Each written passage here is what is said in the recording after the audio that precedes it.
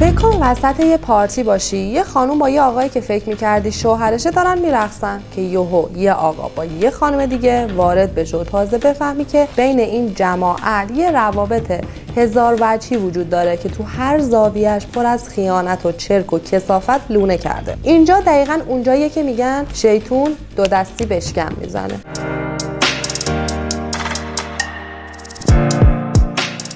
سلام من به همه شما کارگاه اسمیتی‌های عزیز و نازنینم. الهی که حالا احوالتون عالی باشه. جونم بگه براتون امروز یه پرونده داریم که سال 85 توی تبریز اتفاق افتاده. مهمون برنامه‌مون یه دختر آروم و مهربون تبریزیه که فقط 25 سالشه و خیلی بهمون لطف کرد که حاضر شد بیاد تا ماجرای مامانشو برامون تعریف کنه. با وجود اینکه هممون میدونیم یادآوری بعضی از خاطرات چقدر تلخ و نفسگیره. قبل از شروع برنامه بازم تاکید کنم که جدی‌ترین راه حمایت از تیم کارگاه اسمیت سابسکرایب، کامنت و لایک های شماست.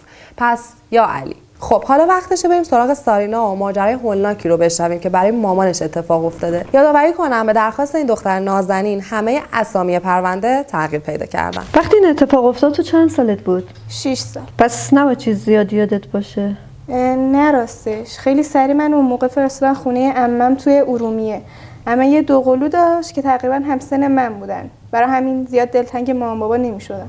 درسته، ولی آخرش چی؟ بالاخره تا کی میشد اینو پنهونش کرد؟ وقتی برگشتم تا یه مدت که اصلا بهم گفتن مامان رفته تهران. بعدش هم که بابا یه قصه ساختگی ماجرا رو بهم گفت. یعنی حقیقت رو وقتی بزرگتر شدی فهمیدی؟ آره، اولش از بچهای فامیل، بعدش هم که خاله‌مو حسابی سوال پیچ کردن. باورتون میشه دوم دبیرستان رفتم اداره پلیس و گفتم من میخوام حقیقت رو راجع به مامانم بدونم، پروندهشو بدید بخونم. تو پرونده‌ای که پلیس اون موقع نداد به سارینا که بخونتش اینجوری اومده که ظهر یه روز شنبه تو شهریور سال 85 یه جوون روستایی به پلیس زنگ میزنه و میگه وقتی داشته با موتورش رد میشده یه کمد لباسی باریک چوبی خیلی نو شیک بیرون جاده دیده ولی جرئت نکرده بهش نزدیک بشه چون فکر میکنه توش بمبی چیزی باشه. پلیس بعد از اعزام نیرو و بررسی مورد جسد یه زن جوون رو توی کمد پیدا میکنه. تیم تحقیقات جنایی شواهد و مدارک رو ثبت و ضبط میکنن و رد لاستیکای ماشینی که اطراف صحنه هم بود رو بررسی میکنن. پزشکی قانونی علت مرگ رو سکته قلبی تشخیص میده. هیچ جراحت و کبودی یا حتی آثار فشاری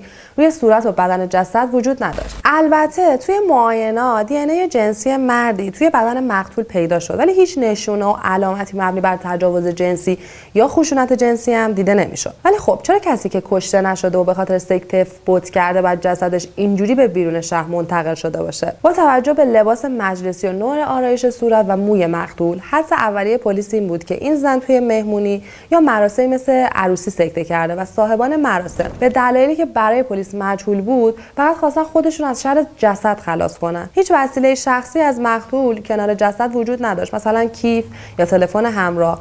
بنابراین تشخیص هویت جسد کار راحتی نبود. روز بعد یعنی صبح یکشنبه یه زن که برای گزارش مفقودی خواهرش رفته بود کلانتری رو میبرن برای تشخیص جسد و اون زن جسد خواهرش رو شناسایی میکنه. حالا از بخش تلخ و شیونزاری ماجرا که بگذریم میرسیم به هویت مقتول. اون یه زن 26 ساله به اسم آذینه که یه دختر 6 ساله به اسم سارینا داره و شوهرش فرشید یه بیزینسمن ثروتمند 48 ساله است که به خاطر کارش صبح جمعه پرواز کرده بود به کیش. اونطور که خواهر مقتول میگه آذین جمعه شب دعوت بوده به یه مهمونی واسه همین صبح جمعه بعد از رفتن شوهر سارینا رو برده خونه اونا رو برای خرید و آرایشگاه، ولی گفته بود اگه شب دیر برگشتم میرم خونه و شنبه میام دنبال سارینا، ولی دیگه خبری ازش نشده. اونا تا عصر شنبه هم صبر میکنن و فکر میکنن شاید تا دیر وقت مهمونی بوده و خوابه، ولی از عصر هر چی زنگ میزنن گوشی آذین خاموش بوده. پلیس با فرشید شوهر مقتول تماس میگیره که توی سمینار توی کیش بوده و میگه همونطور که خواهر زنش گفته از صبح جمعه تبریز نبوده و با اولین پرواز خودش از کیش میرسونه. تا قبل از اینکه مامانمو توی سردخونه ببینه میبرنش بازجویی و در مورد زندگی شخصیشون یه سری سوالا میپرسن، مثلا حدس بزنه که قتل میتونه کار کی باشه، مامانم با کی مشکل داشته، کسی با مامانم مشکل داشته یا نه. که هیچ کدوم از اینا نبوده. نه، از خاله اینام سوال میکنن و کلا همه میگن رابطه اینا خیلی خوب بوده، با اینکه 22 سال اختلاف سنی داشتن ولی هیچ بحث و دعوایی نداشتن. خب پس بابات دیگه از نظر پلیس مظنون نبود نه، ولی بهش گفته بودن حق خروج از شهر و کشور رو نداره. از اینجا به بعد دیگه تو رو میفرستن ارومیه؟ بابام زنگ میزنه، عمم اینا میان توی تبریز دنبالم و من از خونه مام بزرگم و خالم میبرن. فرشید که از بازداشت موقت آزاد میشه، در اولین قدم ساینا رو میفرسته ارومیه که بچه از این ماجرا بویی نبره. پلیس هم مشغول ادامه تحقیقاتش بوده. یه نکته مهم که میتونسته سرنخ خوبی باشه این بود که دی ان ای توی بدن آذین مال شوهرش نبود. هرچند که فرشید قبل از آزمایش به پلیس گفته بود که 1-2 هفته از آخرین تماس جنسیشون میگذره و مطمئنه که اون دی ان ای مال خودش نیست. پس پلیس باید 2 تا معما رو حل کنه. معمای اول، آذین اون شب تولد کدوم دوستش میخواسته بره که اسمشو حتی به شوهرش، مادر و خواهرش هم نگفته بود. و معمای دوم، مردی که اون شب با آذین رابطه داشته کیه؟ فرشید و خواهر آذین تلاش میکنن تا از طریق دوستای آذین متوجه بشن اون شب تولد کی بوده، ولی هیچ کدوم از دوستای نزدیک آذین خبری از جشن تولد دوست مشترکی نداشتن و گویا آذین در مورد جایی که میخواسته بره راستشو نگفته بود. پلیس در اقدام بعدیش از اپراتور همراه اول پرینت پیامک‌ها و تماس‌های گوشی آذین رو درخواست میکنه تا شاید بفهمن که آذین کجا میخواسته بره و با کی، چون با ماشین خودش نرفته بود. پلیس از تصاویر دوربین‌های جلوی ساختمون متوجه میشه که یه تاکسی تلفنی ساعت 4:38 دقیقه بعد از ظهر آذین رو جلوی خونه سوار کرده، اما نه با اون لباس و آرایشی که پیدا شده بود. با پیگیری پلیس از دفتر تاکسی تلفنی معلوم میشه که آذین یه ماشین گرفته بوده برای آرایشگاه و حالا پلیس باید دنبال سرنخی توی آرایشگاه می بود. نتیجه تحقیقات از آرایشگاه چیز خاصی به اطلاعات پلیس اضافه نمیکنه. گویا آذین ساعت 6:30 از آرایشگاه خارج شده بود و پلیس نمیدونست کسی اومده بوده دنبالش یا آژانس گرفته و رفته. دور و بر ساختمون آرایشگاه هم هیچ دوربین مداربسته‌ای نبود که مشخص بشه آذین با چه وسیله اونجا رو ترک کرده.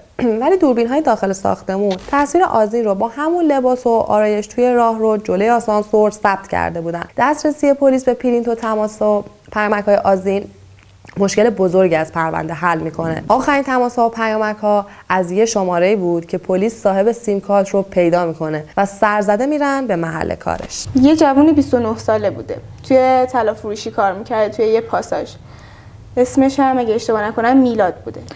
پلیس توی طلا فروش پیداش کردین میلادو؟ آره، میبرنش. آگاهی که به پلیس برمیگرده میگه مامانم مشتریش بوده، پولدار بوده و خیلی اهل خرید و تعویض طلا بوده، واسه همین با هم تو تماس بودن. خب پیامک‌ها چی؟ تو پیامک‌هاشون چیز خاصی پیدا نکردن، یعنی خیلی پیامای خصوصی نبوده. از تماساشون شک کردن. چطور؟ خیلی به هم زنگ میزدن دیگه. پلیس میگه آخه مگه میشه مثلا یه مشتری زنگ بزنه مثلا 3 ربع حرف بزنه، یا توی زنگ بزنی 1 ساعت و 49 دقیقه حرف بزنی؟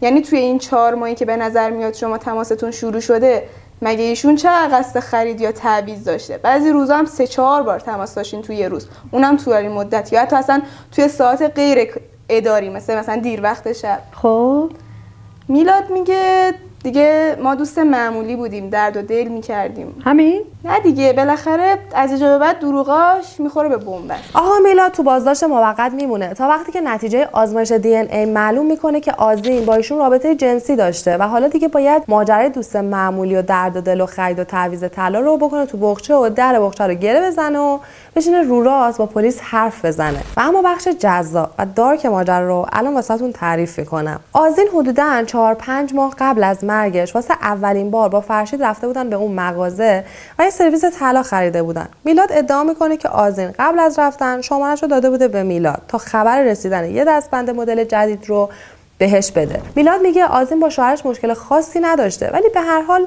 22 سال با هم فاصله سنی داشتن و یه جورایی اختلاف فرهنگی هم داشتن. میگه ولی من از نظر سنی باهاش جور بودم، شیطونیامون، جوکامون، آهنگایی که گوش میکردیم مثل هم بود. خلاصه که بعد از 1-2 ماه دوستی گرم و پرشور، با اینکه آذین نمیخواسته کار خلاف شرعی بکنن و فقط میخواسته با یه همسن و سال خودش خوشگذرونی کنه، ولی افتادن تو دام احساسات و هوس و چیزی که نباید بشه شده. اون جمعه شب میلاد دعوت بوده به یه مهمونی بالماسکه. برای آذینم که معلومه همچین مجلسی خیلی جذاب بوده و فکر میکرده اگه یه ماسک خفن داشته باشه کسی اونو نمیشناسه و با وجود اینکه متأهله ولی بالاخره میتونه برای اولین بار با میلاد بره یه پارتی واقعی. میلاد میگه ما اون شب از ویلا اومدیم بیرون و رفتیم توی محوطه پارکینگ جلوی باغ تا از توی ماشینم چیزی بردارم که یه دفعه آذین ماشین شوهرش رو شناخت که اومد یه ردیف پشت ما پارک کرد. ما سریع رفتیم تو ماشین و درو بستیم. شوهر آذین در ماشین رو باز کرد و یه خانم پیاده شد و اول توی همون خلوت بغل ماشین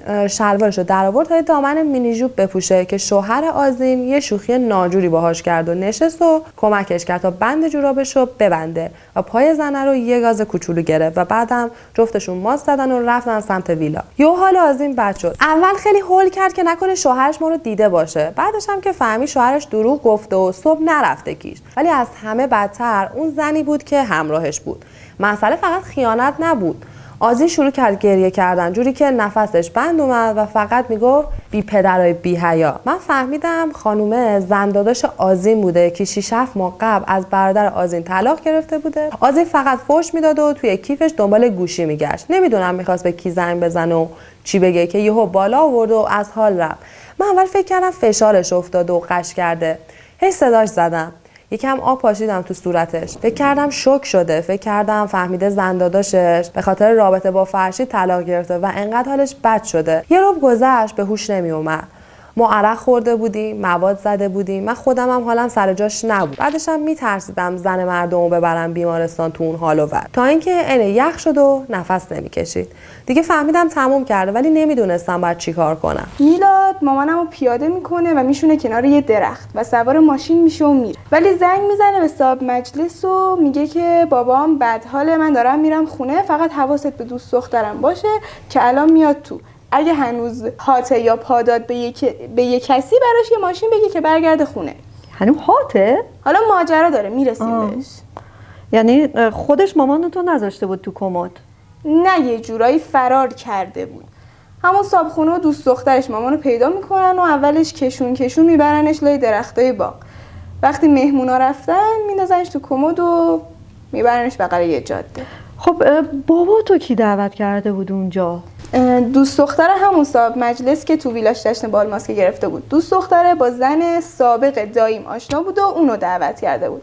زنم به بابام گفته بود بیا با هم بریم اونجا، شلوغ و خر تو خره و همه ماسک دارن، هیچکی نمیشناسه. پلیس فوراً صاحب ویلا یا به قول سارینا صاحب مجلس رو دستگیر میکنه ولی بهش نمیگن میلاد چی گفته و یه جوری حرف میزنن که انگار پای قتل در میونه و اون قاتله. اونم میگه شب جشن میلاد یه پودر ریخته تو کوکتل آذین و گفته میگن طرفو هات میکنه جوری که تا صبح ولت نمیکنه. میگه من گفتم میلاد حالا اول مهمونیه، الان چرا؟ گفته اومدیم و دیر عمل کرد. ولی آذین نیم ساعت بعد یه جوری آویزون میلاد شده بود و یه رقص و ادایی و یه حرکات ناجوری میکرد که من به میلاد گفتم آقا اینو ببر توی اتاق و بسازش، داره آبروریزی میشه. میلاد بعدم به پلیس میگه پودری که به خورده آذین داده بود انقدر زود اثر کرده بود و میل جنسیشو بالا برده بود که دیگه آذین قابل کنترل نبوده و مجبور شدن برن تو ماشین واسه رابطه جنسی. کارشون تموم شده و داشتن همو میبوسیدن که یهو میبینن فرشید داره پشت سرشون پارک میکنه و بقیه ماجرا رو هم که میدونید. البته میلاد اینجا یه نامردی اساسی در حق رفیقش میکنه. وقتی راه میفته که بره مطمئن بوده که آذین مرده ولی زنگ میزنه و به دروغ میگه داره میره پدرشو ببره بیمارستان و جالبه که این صحنه سازی رو بازم ادامه میده و نیم ساعت بعد دوباره زنگ میزنه و میگه هر چی زنگ زده آذین جواب نداده و از دوستش میخواد بره ببینه آذین کجاست و وانمود میکنه خیلی ناراحته که دوست دختره هاتشو ول کرده و میونه یه جمع مست و حول. اینجوری میشه که رفیق بدبختش میره دنبال آذین و جنازه اونه رو دستش. یارو وقتی تو زندان متوجه میشه میلاد فهمیده بوده آذین مرده شاکی میشه از رکبی که خورده و به پلیس شکایت میکنه و اما بشنویم از آقای فرشید که پلیس صداش میزنه و میگه طبق استعلام ما از فرودگاه شما شنبه صبح ساعت 10:45 به کیش پرواز داشتی ولی صبح جمعه از زنت خدافظی کردی که بری فرودگاه. فرشید میگه شب با دوستان مهمونی مجردی داشتیم ولی آذین همیشه مخالف این مدل داستانای مجردی بود. منم دروغ نگفتم، رفتم کیش، فقط تاریخ و ساعت دقیقشو بهش نگفته بودم. پلیس اونم بازی میده و نمیگه چی شده و چیا از میلاد و صاحب ویلا شنیده تا اینکه سر به زنگا اعترافات اون دو نفر رو میذاره جلوی فرشید و ضربه نهایی رو وارد میکنه و بهش میگن که میدونن خودشم تو پارتی بوده، اونم با کی. پلیس فرشید رو بازداشت میکنه ولی توی تحقیقات نهایی معلوم میشه فرشید واقعا نمیدونسته اون شب آذینم مهمون اون بال ماسک بوده. بررسی‌های پزشکی قانونی ثابت میکنه قتلی اتفاق نیفتاده بود. و اگر بخوام براتون خلاصه‌شو بگم، این مدلی بوده که ترکیب الکل و مواد مخدر و پودر تحریک کننده جنسی باعث افزایش شدید فشار خون آزیم میشه و اگه اثر داروی میگرنی که قبل از مهمونی خورده بود رو هم بهش اضافه کنیم، فقط یه عامل دیگه کم داشته برای سکته قلبی که اونم با ترس دیدن شوهرشو، خشم و حسادت از کشف رابطه فرشید و زن سابق برادرش فراهم میشه و این زن 26 ساله رو راهی دیار باقی میکنه. بابا بعدا هیچ توضیحی نداشت واسه رابطه با خانم سابق برادر زنش؟ بذارین یه موضوعی رو براتون روشن کنم. من خودم وقتی 20 سالم بود ازدواج کردم و شرط ازدواجم با همسرم این بود که بعد از عروسی سراغی از خانواده من نگیره. اونم قبول کرد. الان 5 سال من بابامو ندیدم و شاید سنگدلی به نظر بیاد، ولی 10 سالم که سر خاک مادرم نرفتم. اینو برات گفتم که بدونی این دوتا رو هیچ وقت نبخشیدم و نمیبخشم. دوستان نازنینم، مرسی که صبوری کردین و پا به پای من اومدین تا این قصه‌ام تموم بشه. حرفای آخر ساینا خیلی تلخ بود. نمیدونم باید بهش چق بدم که یه همچین خشم بزرگی نسبت به پدر مادرش داره یاشو نمیدونم. هرچی بود دستپخت همین آدم دوپا بود، وگرنه که خدا به همه بنده‌هاش لطف داره، مگه اینکه خود بنده‌ها تصمیم بگیرن به بیراهه برن. بگذاریم. اگه چیزی در مورد این پرونده به ذهنتون میرسه کامنت کنین. لایک و سابسکرایب هم که دیگه یادآوری نمیخواد. پس روی ماهتون رو میبوسم و مشتاق دیدارتون میمونم تا برنامه بعدی. خدا نگهدار.